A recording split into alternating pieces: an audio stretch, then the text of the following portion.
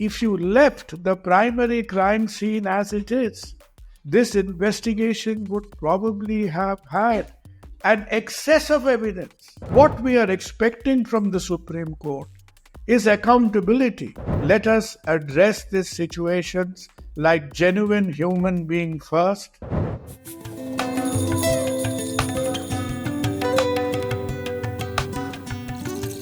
Hello, everybody. Thank you for joining me. Kolkata City continues to be in mourning.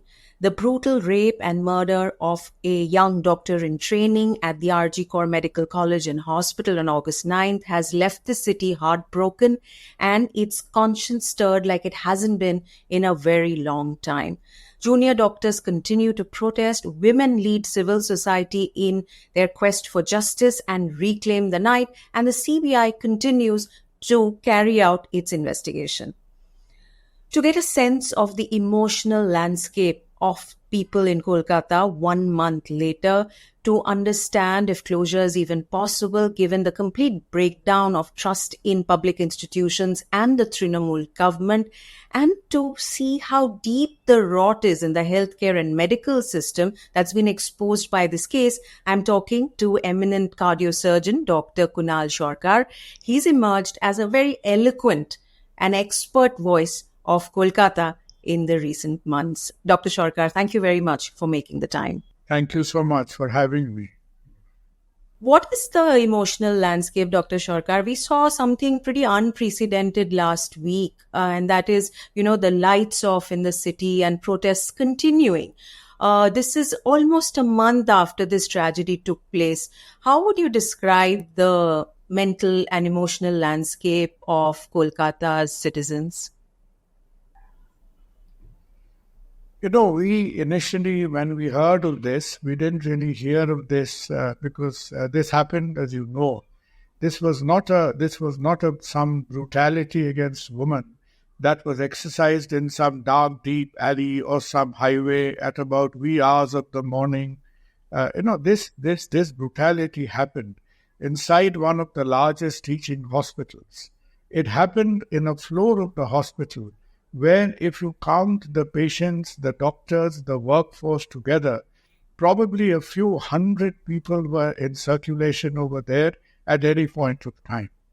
So the mere fact that a brutality of this extent could happen, I think even, for people, even like ourselves, who probably have seen disasters of every description in the time we've spent on the planet, even for hardened, cynical souls like ourselves, it took a couple of days to sink in that what actually has happened.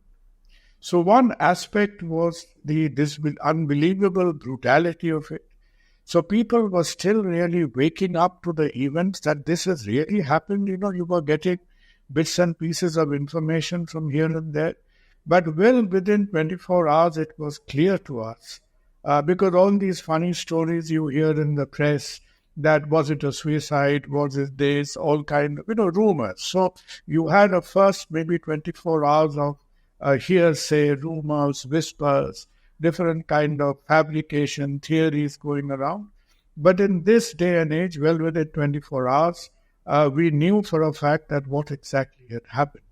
And then this confusion really gave way to absolute disbelief, and disbelief expressed itself in outrage that this could actually happen. And two parallel brutalities took place at the same time. What was more of a body blow to the belief systems? We still have. We are selfish people, like any urban society. We are so engrossed in our, putting bread on our plates and our own little cocoons of creature comfort. We are not different from any other city anywhere else. But even this self-centric, selfish urban community, the second installment of brutality that was launched on society was a complete litany, a complete procession of errors, very lackadaisical investigation, wrong attitude, wrong methods, absolute. And if you added all of this together, it was adding up to one fact, that were we actually investigating or were we actually... Covering up. Yeah. So everything put together, this completely, it was like a blast of dynamite in the inside. Because people suddenly thought that, look, this is happening in a medical college. This could have, it's a very sad metaphor, but if you could have almost had conducted it inside an auditorium. You understand what I mean? Yes, doctor, I do understand. So, and even in that situation, when people look, investigation team comes, a police force lands, I believe they are looking for evidence. If you left the primary crime scene as it is, this investigation would probably have had an excess of evidence. Yeah. Whoever was around, you had skin, blood, hair, body fluid, pieces of clothing, their articles in it. It was a ghastly act. It was almost like, from, God knows where, from the medieval, primeval torture on this girl. Yeah.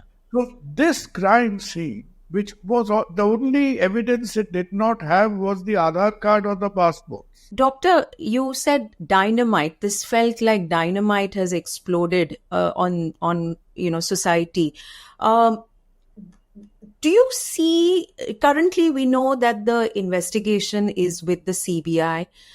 We know that the Supreme Court has set up a national task force to look at doctors' demands across the country.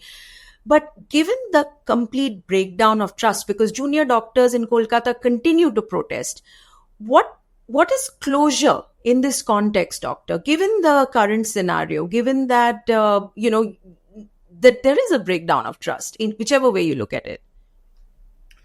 Look, the compendium of reasons of why we are grieving, it's pretty long. It would take you, I think probably we can go on bantering about this till tomorrow. But in order to put a synopsis that what is exactly happening is that, look, why are the people completely shattered? One is a crime occurring. One is the ghastly nature of what has happened. Secondly is, we cannot protect a crime scene. We cannot investigate. We are absolutely, the nature in which the post-mortem was ordered, the cremation was conducted, would honestly put Idi Amin to shame. Honestly. Even Hitler at the height of Kristallnacht would not have probably attempted anything like this. Defies logic, defies procedure, defies humanity. And then, what really is putting the people of Kolkata, people of Bengal, in a huge spot of bother, please pardon my ignorance. Obviously, I know a little bit about medicine, probably even less about society in general. But so far, we have been not completely sold on the idea as to why the Supreme Court suo motu possessed this case. What was the value addition to the investigations? The Calcutta High Court, for a couple of hearings it had, it was doing a perfectly sensible job. The mere fact that this Sandip Ghosh was arrested was at the behest of the Kolkata High Court's action, who overruled the state government's sit or whatever call it. They call it sit, but I think they should add an H to it. That should really, be more befitting for what they were trying to do. So the question, we have come to a vantage point when we probably are not brimming with trust with the political administration. The police has given a very shabby account of themselves in front of the police. So, I do not blame the people and the community in being a little bit cynical as to what was the tearing hurry for the suo motu possession of this case. Number one, pardon my ignorance, your doctor's task force, for uh, setting down standards. With due respect, I know Bengalis can be stupid. It does not even have one representation from this part of the country. Why? Where was the crime committed? Where did this poor girl die? Is this the right time the Supreme Court chooses to patronize West Bengal? Why did this happen? How on earth could you constitute a committee which did not even have one representation from the 9 members that it does have? I'm not really interested. They could, these members have a very good time, free transport, lot of coffee, fancy biscuits, nothing comes out at the end of it. But even if it had 99, we would have expected one representation from Bengal in this day of Bengal's horror. And the other point is that so far, the kind of alacrity, the kind of proactiveness that we expected, with again due respect, I'm a great admirer of his speaking, his poetry, and everything, Mr. Kapil Sibal. The preparedness with which he approached the Supreme Court of India, he would have found it very difficult to get admission to class 5 in any self-respecting school. If that was the preparedness of his facts and figures with which he approached the Supreme Court, you would really struggle to forget about a senior school. You won't even get into a mid-school interview with that kind of preparedness today. Dr. Sarkar, these are very, very strong words, and you spare no one as you analyze how everybody has let Bengal down at this point of time. Given this context, how will the parents of this girl, how will her colleagues and friends, how will society at large get closure? Because nobody's trustworthy. You've just outlined everything that has gone by. You can close anything you want to, Even the gates of Auschwitz were closed one day. Even the gates of Gulag archipelago of Russia were closed one day. I get sick and tired of when I hear the word closure all the time. Depends on who is closing and what are they closing and what are the criteria of closure. What are the criteria? Give us a sense, because you have thought this through deeply. The criteria. What do we need at this point then? We are devastated, but we are not stupid. We realize the fact that there has been a good amount of tampering with the crime scene and the evidence. The CBI has a tough task in its hands, but we would request the CBI. They do not have an easy task in their hands.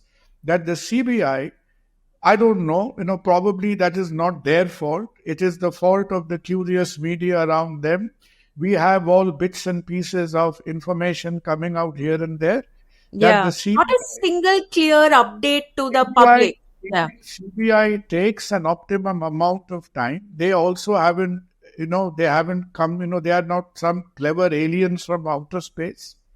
So they give us that, look, the investigation is being it's being conducted, and you never have popular conclusions. This is not a saregamapa of a popular conclusion of a crime scene. This is not a detective serial.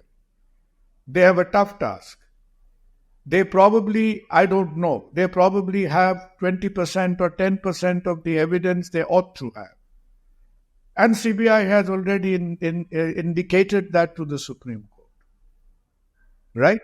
So let the CBI, to their best, conclude the investigation at some reasonable point of time.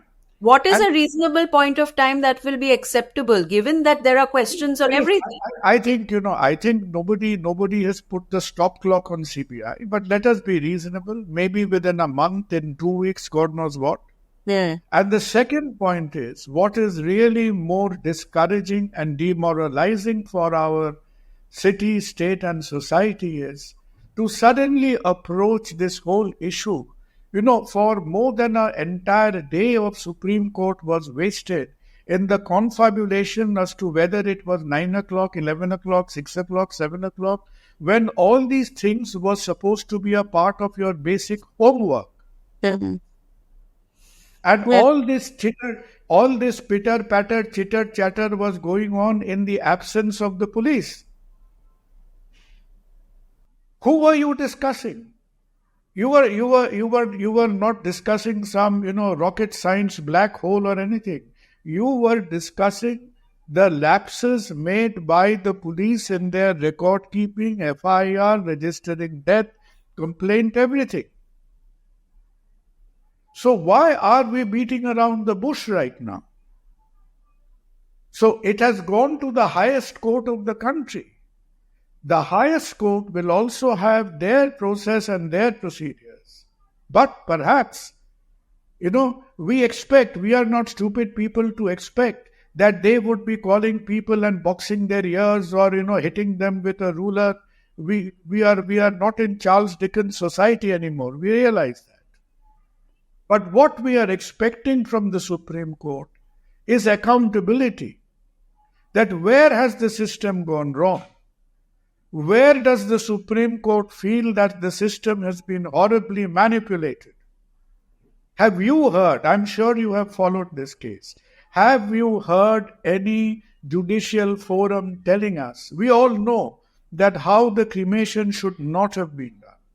We all know how the post-mortem should not have been done.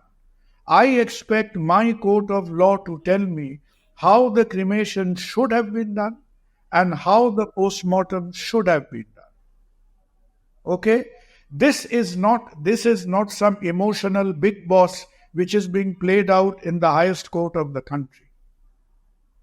Society today is absolutely devastated and it wants an accountability. This is where, by an error of omission or commission, we have slipped.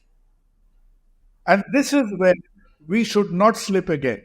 Sure. Dr. Sarkar, you did a speech on September 4th, and you talked about this outrage that society and people are feeling against the government, against the police, against, a whole bunch of people. And you then said that what about this anger being channelized about us, and you talked Absolutely. about how society over the years has watered this poison tree, and that poison tree, I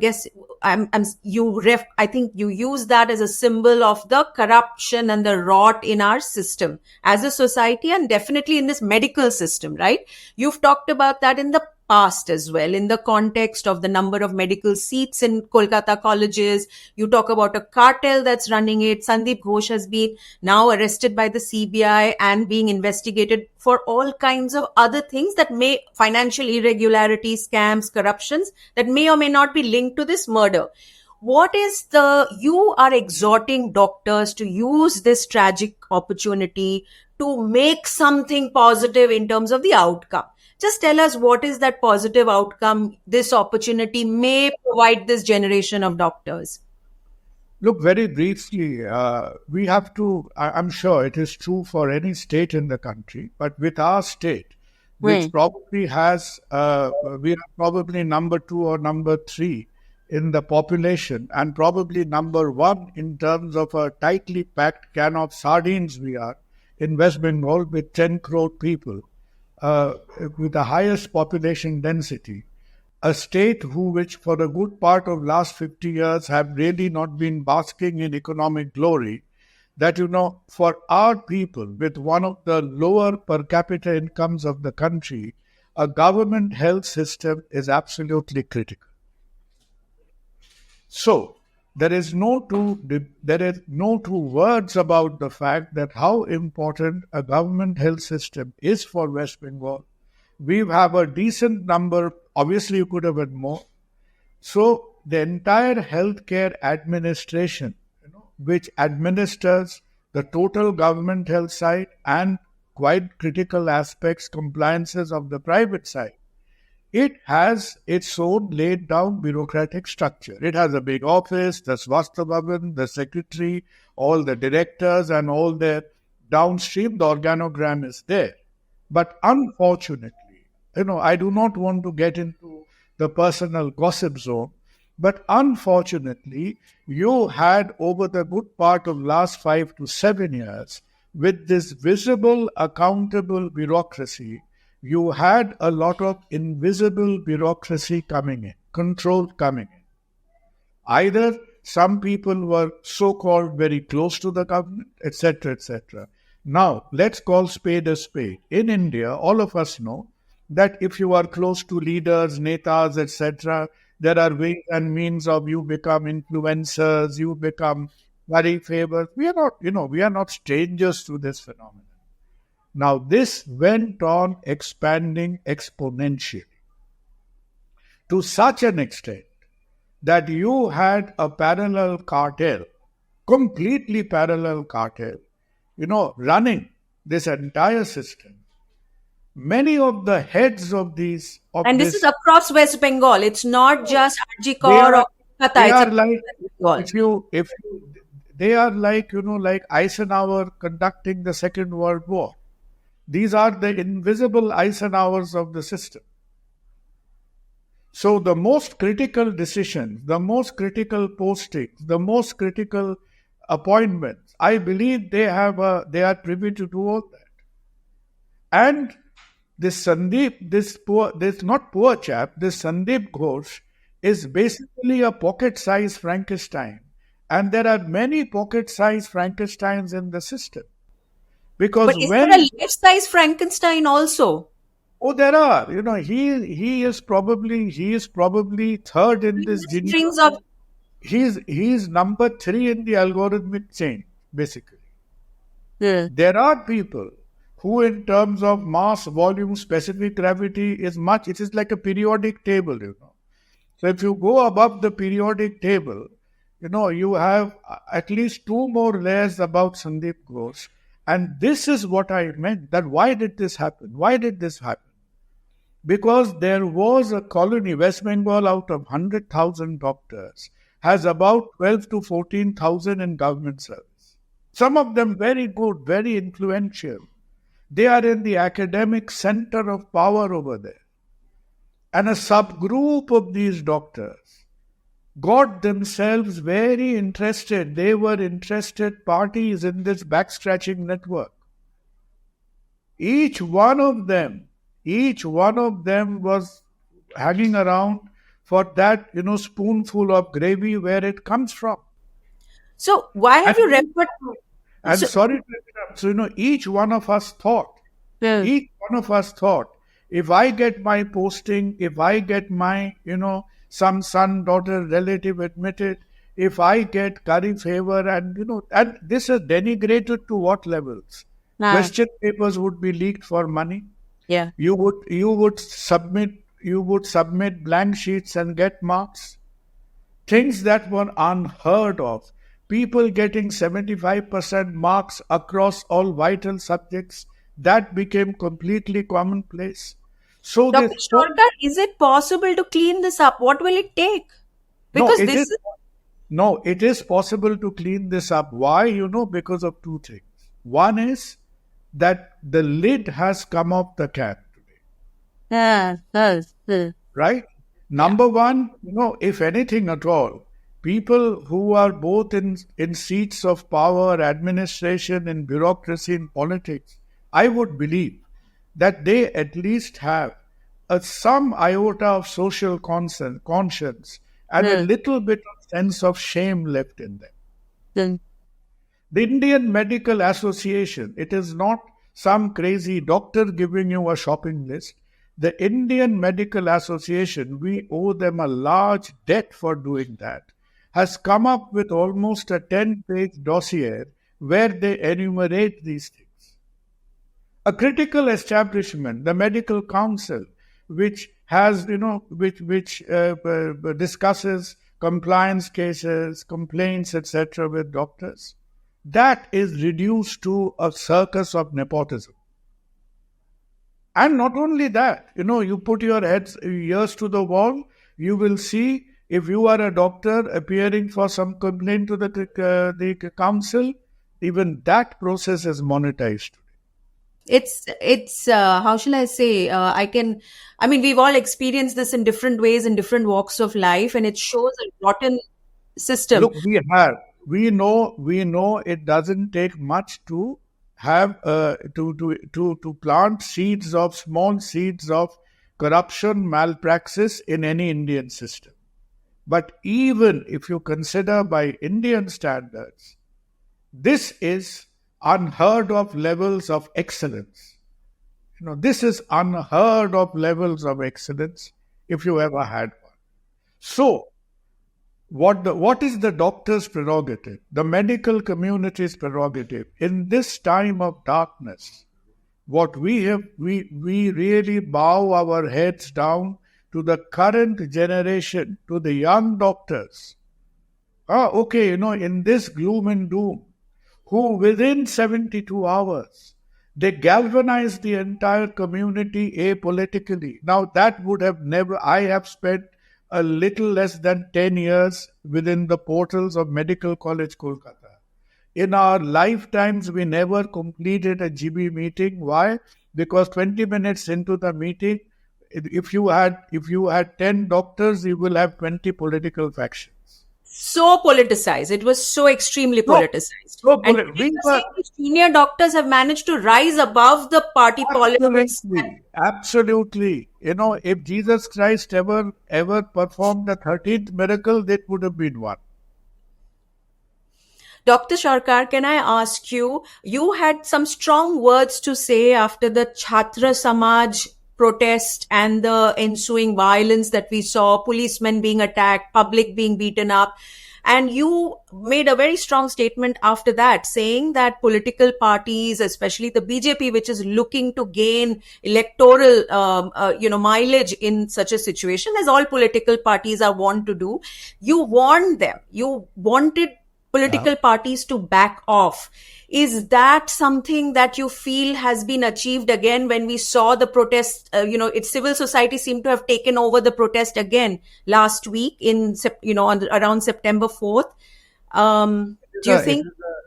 It is a very sad thing to say at this point of time. But if you're crying out for a little bit of humor, I don't know whether when you all were young, whether any of you saw these Carry On movies. Yes, we did. As far as the political parties in Bengal right now look terribly malnourished, both from the EQ and the IQ front. Absolutely. I don't know which vitamin will cure it, but they need generous doses of that. Now, the question basically is, if I can summarize it for you, that Trinamool is trying to get out of the problem and BJP is trying to get into the problem. Right. So that is the summary at this point of time. And unfortunately, the pitch, the timber with which BJP jumped in the situation, that Nobanno Abhijan and wanting Chief Minister to resign as if to have an action replay of what happened to Sheikh Hasina. If you ask me frankly, I think it was not just stupid, it was just stupid and puerile. And had they been any more, had their level of social penetration been any more, it would have completely taken the wheels of the movement. It would have. But God bless them. I think they probably realized their fallacy. It should not have happened. And that's it. What do we expect? You see, let us summarize, because I think, I'm receiving messages from a couple of angry anesthetists in theatre right now. I know, I understand. What is the expectation of the medical community? Yeah. We carry no brief for any political party. Why? Because I think we have depending on how you want to rank them, we either have an ascending order of stupidity or a descending order of stupidity. So there is no, we do not see any great Voltaires emerging with any enlightenment right over here. What is the prerogative of the doctors' community? The first prerogative of the doctors' community is to get back to a rational, predictable, visible, accountable health care system.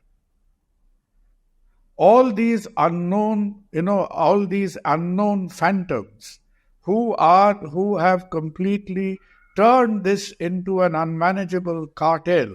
I think either from a sense of either guilt or responsibility, I hope that the government could not be kicked on their teeth any harder than this. That process need to start soon. We do not live in a Hans Christian Andersen's fairy tale land. You are not going to have a fairy tale tomorrow morning, but the least we can expect that at least for the next few years, the next few generations of young doctors and students will not be brutalized in one way or the other as this poor girl was. So that is the core agenda of the medical movement. And what I and many others have been trying to tell them is that, look, anger is not an end in itself. It has to be channelized, right, into an outcome that's good for society. It has to be channelized, and especially our colleagues who are in the government health system, there are lots of doctors in the healthcare bureaucracy. For God's sake, for once in your life, be honest to yourself and sit down, think, enumerate which are the cracks and fissures through which these viruses had crept into the system, and let us make a decent effort. Let us make a decent effort like any other straightforward, self respecting hospital healthcare system. Ours should go on as well, where you have a sensible medical college and medical education going on, an end to these paper leaks and copying and blank pages being submitted, and a sensible medical service where you do not have these principals making money out of recycling of waste, selling dead bodies, threatening and brutalizing the young residents. Sir, before you remind me of the fact that you've got to leave, I'll ask you one last question. Any final word for the health minister and the chief minister of West Bengal? Honestly, Anuradha, we probably are a little speck of grain of sand in comparison to their power and their reach. All we say is, let us address these situations like genuine human being first. Let us address this situation like a genuine citizen first. And then, we've had enough of political, sort of conspiracies and circular thinking and everything.